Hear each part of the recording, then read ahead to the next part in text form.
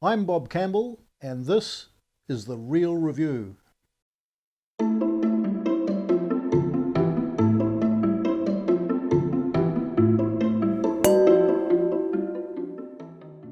Okay, I'm about to taste the 2017 Cloudy Bay Chardonnay from Marlborough.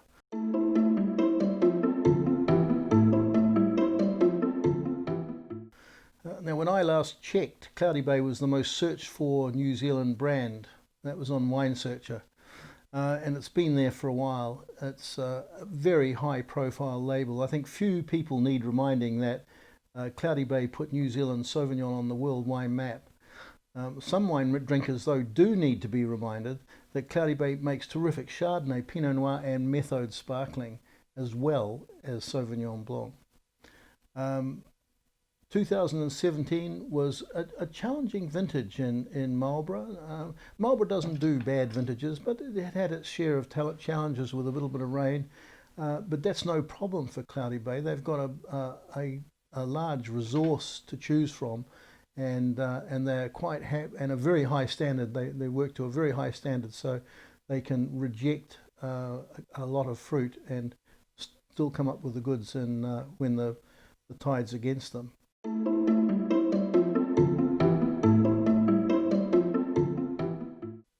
Let's have a taste of this wine.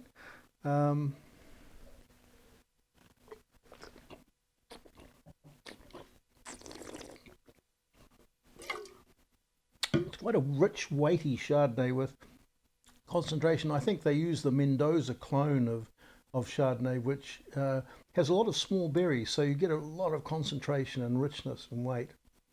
And that's supported by quite assertive acidity I get a grapefruit, citrus, struck flint, green apple, bready yeast lees character.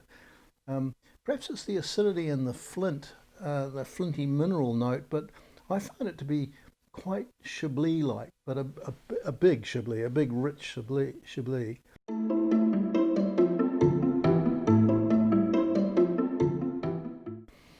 We rated it 95 points, which was 4th out of 48 in the 2017 Chardonnays from Marlborough. And I've said drink by 2024. That once again is probably a conservative estimate. If it's well looked after, you could add another 4 or 5 years to that figure.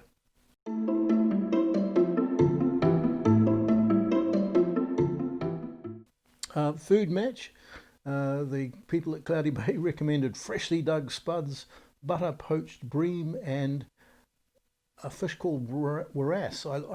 W-R-A-S-S-E. I have no idea how to pronounce that. I've never come across it before, but I did Google it, and we came up with this little tropical fish. So I'm quite completely unfamiliar with it, and I'll apologise if I'm mispronouncing it.